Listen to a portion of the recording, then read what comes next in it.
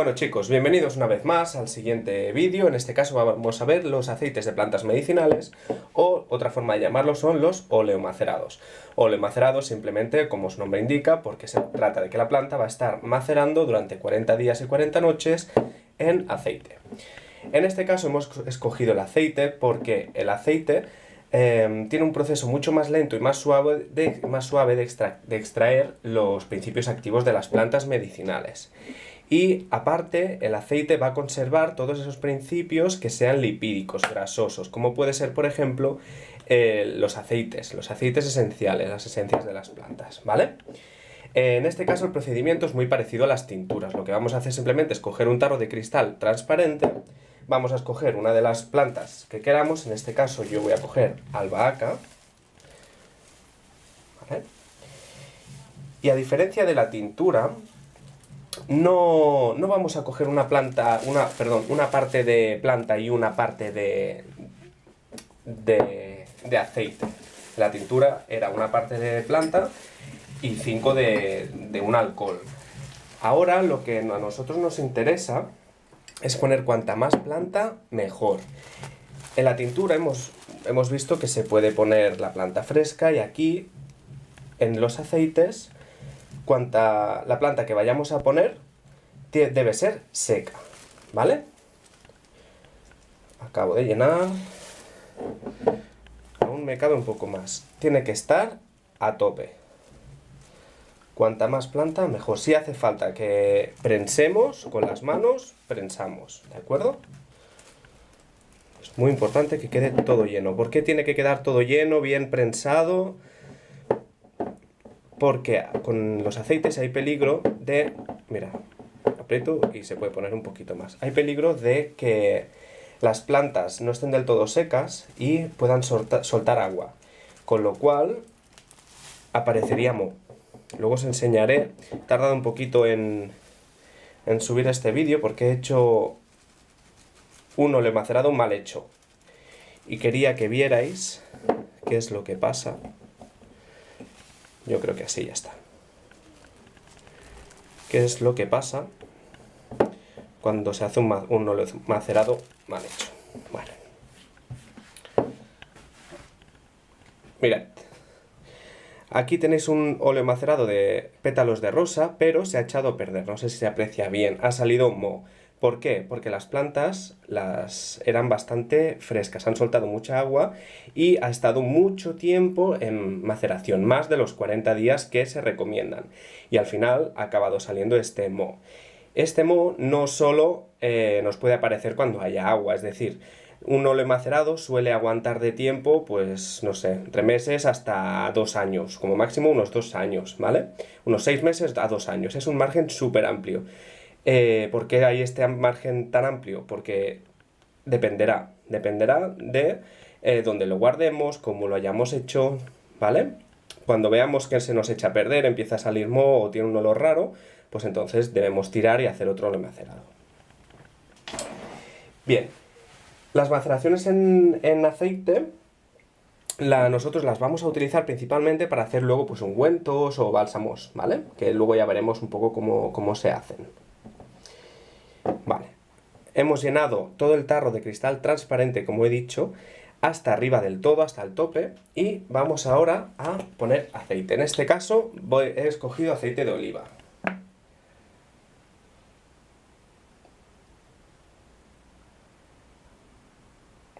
Es un proceso que veréis que es un poquito lento, porque al estar todo tan prensado, tiene que ir cayendo poco a poco y tiene que ir absorbiendo bien la planta todo el aceite.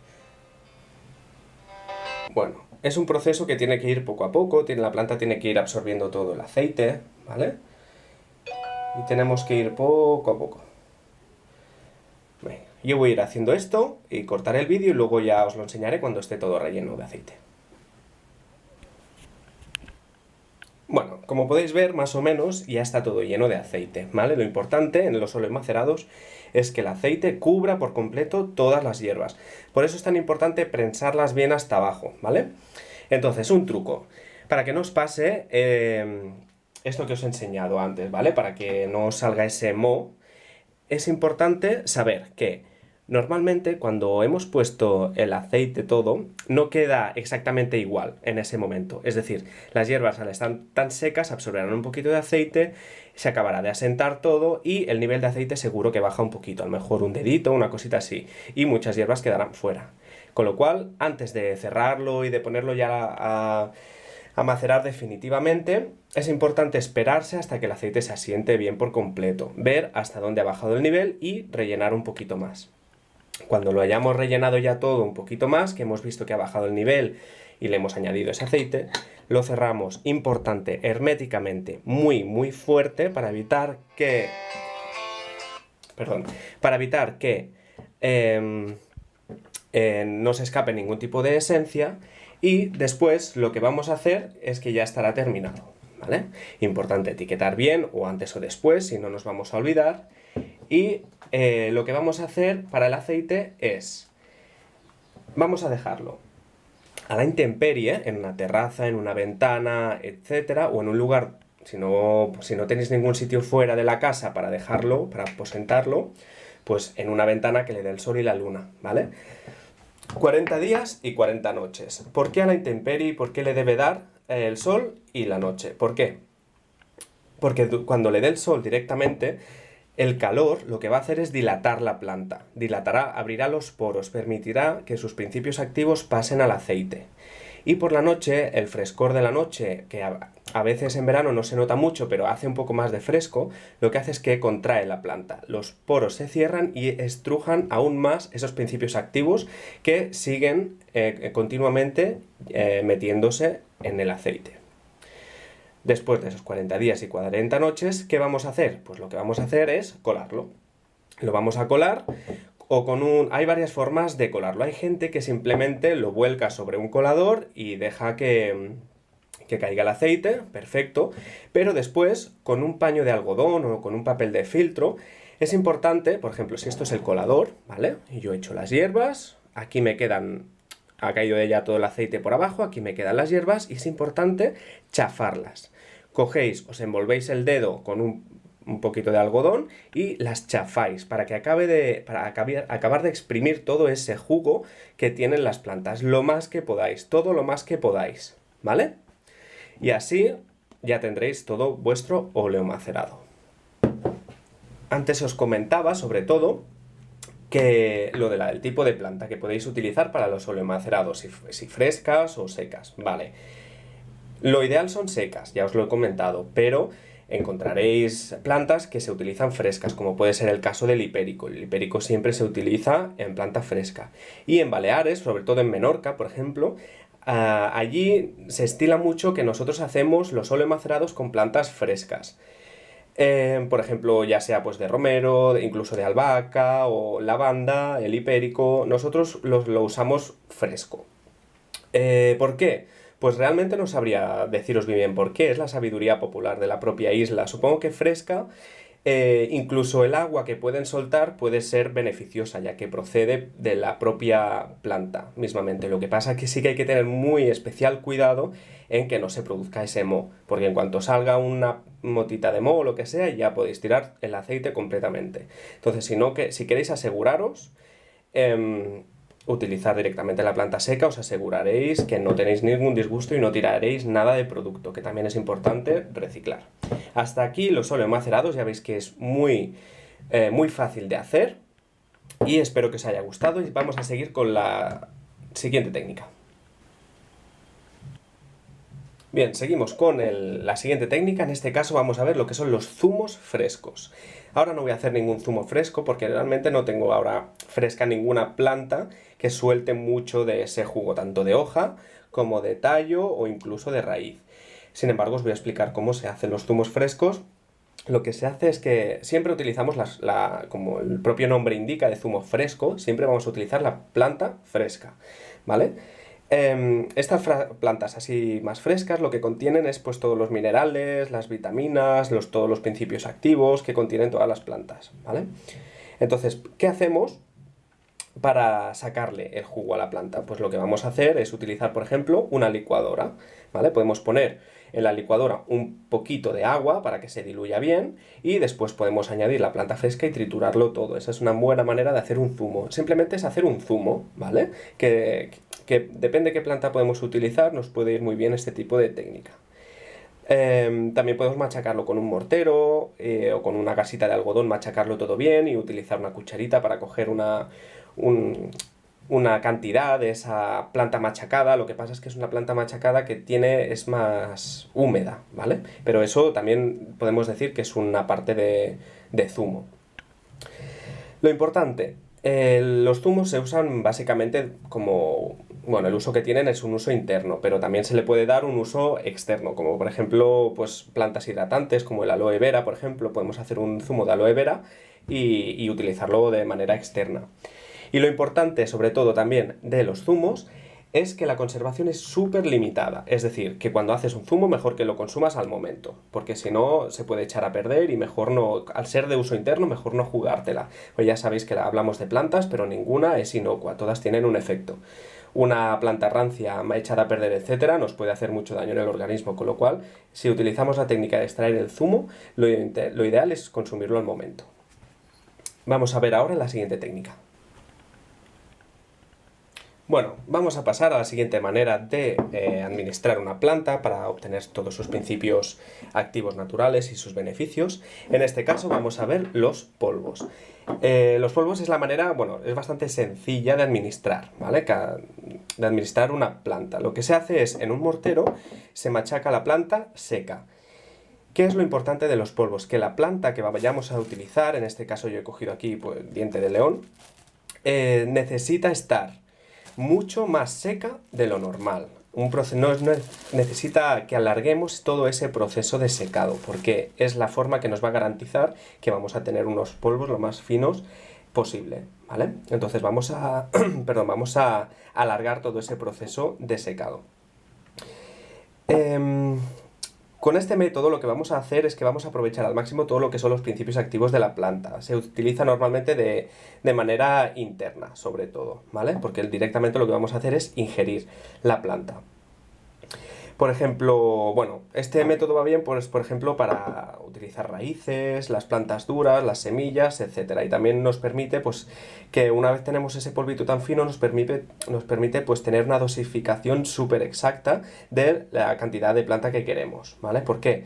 Pues porque si cogemos planta fresca, por ejemplo, dentro habrá pues líquidos, agua, que van a pesar un poquito más. Y sin embargo, así tan seca, tan sumamente seca y tan sumamente triturada, nos permite tener exactamente esa cantidad que necesitamos. Y sobre todo va bien, pues porque si tenemos una planta que con principios tóxicos, nos va a permitir pues esa exactitud en la dosis que va a hacer que nos aseguremos de que no va a ser tóxico para nosotros del todo, bueno, que no va a ser tóxico para nosotros en absoluto, ¿vale? Entonces, una vez tenemos el polvo muy fino machacado con el mortero, lo que se puede hacer es, se administra pues mezclado con miel o disuelto en algún líquido, en algún zumo o simplemente en agua, y al ser tan alta su concentración en principios activos, pues es importante seguir escrupulosamente la receta que nosotros hayamos escogido realizar. ¿Qué más? Otra forma de administrar en este caso los polvos de las plantas, puede ser en grajeas. ¿Os sabéis las típicas grajeas así de blanditas como de gelatina de los medicamentos? Pues venden esas cápsulas sueltas, vacías, sin nada dentro. Nosotros podemos coger esas capsulitas y muy cuidadosamente podemos rellenarlas de polvitos y cerrarlas. Y de esta manera hacer nuestra propia farmacología natural. En este caso podríamos hacer, pues por ejemplo, de amapola o de valeriana, de melisa. Este tipo de plantas que sirven para relajarte, que sirven para ayudarte a dormir, van muy bien para utilizar este tipo de grajeas de gelatina, ¿vale? Que son ingeribles. Entonces, ¿qué formas tenemos de machacar? Pues yo voy a coger aquí el diente de león, que está la planta súper seca, un poquito solo para enseñároslo. Y vamos a ver dos formas. La primera es con el mortero. El mortero, he visto gente que hace así. La idea del mortero es apretar y girar, apretar y girar, apretar y girar. El mortero es lo que se utilizaba sobre todo antiguamente, pero la verdad es que ha quedado un poquito obsoleto. Si fuéramos a utilizar la planta para hacer algo mágico, que necesitamos poner nuestra intención, entonces sí que vamos a utilizar el mortero. Pero si no, si lo que queremos es simplemente los principios activos, lo que yo os aconsejo es que cambiéis el mortero por el molinillo. El molinillo es una herramienta de cocina súper extendida, muy cómoda, muy fácil, que nos va a permitir triturar la planta en solo unos segundos.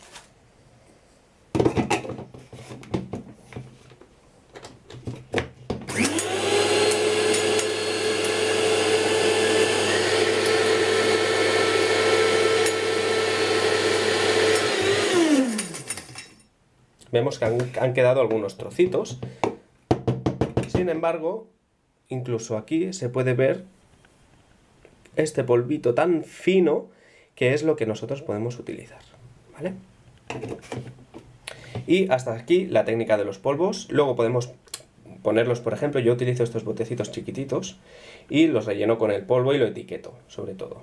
Ahora lo pondré. Pero bueno, es para que veáis dónde se puede guardar los polvos, que en cualquier recipiente así también de plástico que queda herméticamente cerrado, luego con un taponcito, y van súper bien para guardar los polvos. Siempre que guardemos las plantas, recordad en un lugar tipo despensa, fresco, seco, sin humedad, etc. Hasta aquí los polvos, vamos a la siguiente técnica. Bien chicos, hasta aquí hemos visto pues preparaciones como las tisanas, que dentro de las tisanas pues están la infusión, la maceración, la decocción, hemos visto las tinturas y los alcoholaturos, hemos visto los aceites de plantas medicinales y oleomacerados, perdón. Hemos visto también los zumos frescos y los polvos. Estas son, digamos, la manera base de preparar unas plantas, ¿vale? A partir de aquí vamos a ver una serie de técnicas que ya utilizan las anteriores. Pues, por ejemplo, puede ser el caso de la compresa. Para hacer una compresa, primero, ¿por qué vamos a hacer una compresa? Porque va muy bien para acción local, pues sobre todo para dolores reumáticos, musculares, luxaciones, de cualquier tipo de dolor a nivel de la piel, tratamientos de la piel, etc. Lo que vamos a hacer es realizar una tisana, ¿vale? Una tisana utilizando cualquier tipo de métodos de los que hemos visto, ya sea decocción o la infusión, etc. Y lo que vamos a hacer es coger un paño de algodón o unas gasas, vamos a sumergirlo en la tisana, vamos a escurrirlo bien y vamos a ponerlo en la zona a tratar, ¿vale? Y eso es lo que llamamos una compresa. Ahora mismo no tengo ninguna aquí porque tampoco no he realizado ahora mismo ninguna tisana, pero es que el método es bastante sencillo. Creo que no hace falta ni que lo veáis gráficamente. Simplemente es una tisana donde mojáis esa gasita y la colocáis directamente en la zona. Yo normalmente digo de escurrirla, pero a ver, si es algo que en la piel, por ejemplo, para tratar la sequedad de la piel, pues cuanto más líquido haya, pues igual mejor, porque el agua también ayuda a hidratar mucho la piel, sobre todo de manera externa. Entonces, esta es la primera técnica que va a utilizar las técnicas que ya hemos visto, como hemos visto. Otra de las técnicas que va a utilizar estas técnicas que hemos visto es el cataplasma. El cataplasma es una preparación que se hace a partir de plantas medicinales frescas, machacadas, ¿vale? Frescas, que es una especie de zumo. O también, otra opción es hacer una tisana. ¿Cuál es la diferencia? También es de uso tópico. ¿Cuál es la diferencia entre el cataplasma y la tisana? Entre el cataplasma y la compresa. Pues que la compresa va a utilizar una telita de algodón y en el cataplasma lo que vamos a utilizar es, pues por ejemplo, arcilla, harina o cualquier tipo de ingrediente o condimento que nos sea útil para realizar una pasta o una crema, ¿vale? Que se va a aplicar directamente sobre la zona afectada. Lo importante, pues que cuando usamos una planta blanda, como la col, podemos hacer la col o poner la col directamente sobre la piel, ¿vale? Si, por ejemplo, lo que vamos a utilizar es una planta irritante, ácida o que puede ser un poco agresiva para la piel, como puede ser la mostaza, lo que vamos a hacer es que vamos a poner una tela fina en medio. Por ejemplo, yo tengo mi masa hecha. Voy a ponerme una tela encima de la piel y encima de esa tela me voy a poner la cataplasma, ¿vale? Eso es importante porque hay, por eso, precisamente lo que os acabo de comentar, hay plantas que tienen unos principios un poquito ácidos podemos tener un efecto adverso de todo lo contrario de lo que queremos conseguir.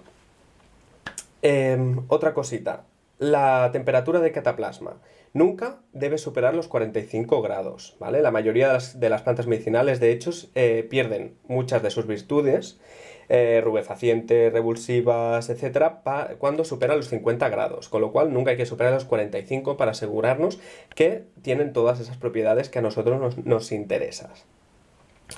Una cataplasma, por ejemplo, de col o de arcilla, se suelen aplicar tibias, ¿vale? Y la duración de una cataplasma en contacto con la piel puede variar, depende de lo que veáis. Puede ir desde unos pocos minutos hasta varias horas, o también según los ingredientes que pongáis, o según el tipo de afectación, o simplemente si es para algún dolor o una inflamación, que el ajo, por ejemplo, iría muy bien para las inflamaciones, pues cuando esa inflamación haya bajado y haya retrocedido. Y bien, hasta aquí de momento el vídeo de hoy, porque tampoco quiero que se haga muy largo. Vamos a ver algunas técnicas más, ¿vale? Recordad que ya hemos empezado a ver técnicas que utilizan las técnicas principales, ¿vale? Y en el siguiente vídeo os enseño alguna cosita más. ¡Hasta luego!